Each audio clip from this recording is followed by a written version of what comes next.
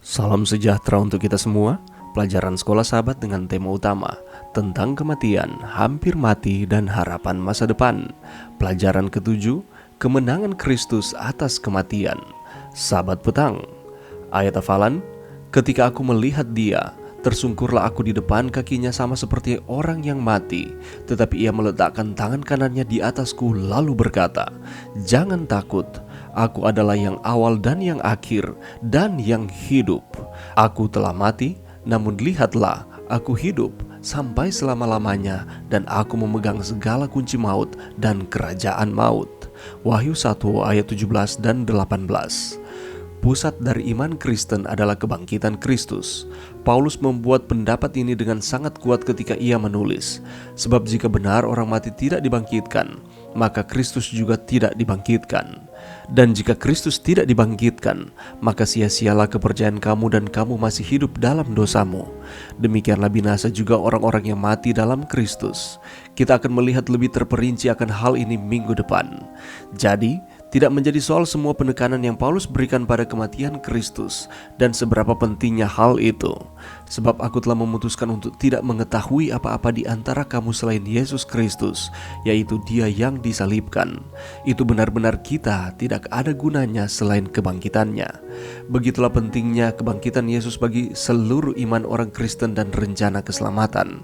Meskipun begitu, sangatlah sukar untuk mengerti mengapa kebangkitan Kristus dan dengannya kebangkitan kita menjadi sangat penting jika, seperti banyak orang yang percaya, yang mati di dalam Kristus sudah menikmati kebahagiaan surga waktu mereka pulang ke rumah untuk bersama dengan Tuhan.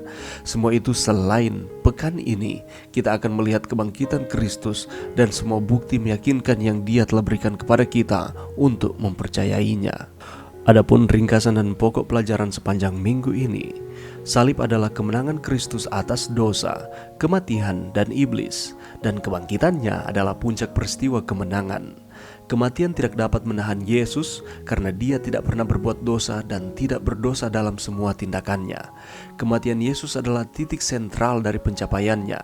Namun, salib tanpa kebangkitan hanya akan menjadi filosofi indah dari pelayanan yang tidak mementingkan diri dan tidak memiliki arti keselamatan.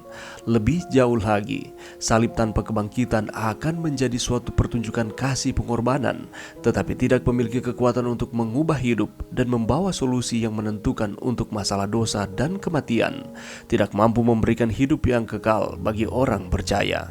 Kebangkitan Kristus sangat penting, karena kebangkitannya orang benar juga bisa dibangkitkan. Dia memiliki dan adalah kunci untuk membuka semua kubur lainnya. Rasul Paulus menjelaskan kebenaran ini tentang Yesus. Ialah kepala tubuh, yaitu jemaat. Ialah yang sulung, yang pertama bangkit dari antara orang mati, sehingga Ia yang lebih utama dalam segala sesuatu. Kristus memegang posisi yang unik dan tak tergantikan dan otoritas karena Dia adalah pencipta. Dia mengalami kebangkitan dari kematian sebagai hasil kerjasama dari semua Trinitas. Dia memiliki kuasa untuk membangkitkan orang dari kematian karena Dia mengalahkan maut. Meskipun beberapa dibangkitkan di hadapannya, seperti Musa dan Lazarus, mereka dibangkitkan hanya untuk mengantisipasi kematian Kristus yang menang. Kehidupan, kematian, dan kebangkitan Kristus yang sempurna adalah penyebab kehidupan baru bagi semua orang yang percaya kepadanya. Tanpa kematiannya, tidak ada hidup yang kekal. Seperti melalui Adam datang kematian, demikian juga melalui Yesus Kristus datang juga kebangkitan orang mati, dan di dalam Dia semua orang akan dihidupkan kembali. Kristus adalah yang sulung dari orang-orang yang telah meninggal.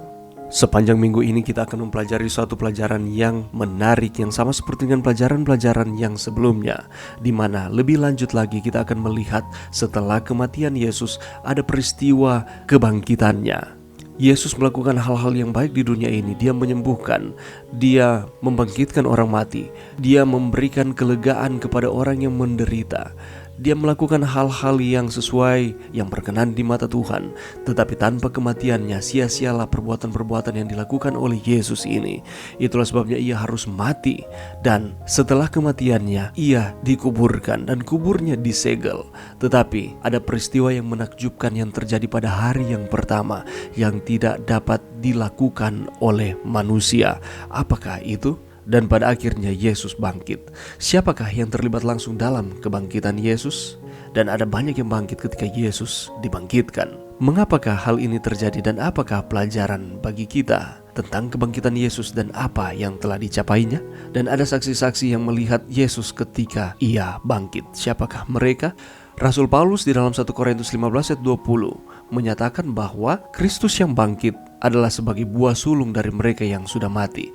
Apakah yang dimaksudkan oleh Paulus mengenai buah sulung ini? Dan mengapa kebangkitan Yesus itu menjadi penting di dalam kehidupan kerohanian kita di akhir zaman ini? Dan apakah pengharapan bagi kita lewat kebangkitan Kristus pada saat ini? Untuk mendapatkan jawaban-jawaban dari pertanyaan-pertanyaan ini, mari kita terus meluangkan waktu kita setiap hari di tengah-tengah kesibukan saudara dan saya untuk mempelajari pelajaran sekolah sahabat, sehingga iman kita akan terus dikuatkan, kita akan terus setia kepada Tuhan di dalam setiap tantangan kehidupan kita di dunia ini. Mari berdoa. Terima kasih Tuhan atas firman-Mu pada saat ini dan bantu kami untuk dengan tekun mempelajari pelajaran sekolah sahabat. Pelajaran yang ke-7 setiap hari sepanjang minggu ini, sehingga iman kami akan terus dikuatkan, kami akan terus setia kepada Tuhan. Ini doa kami di dalam nama Yesus. Amin.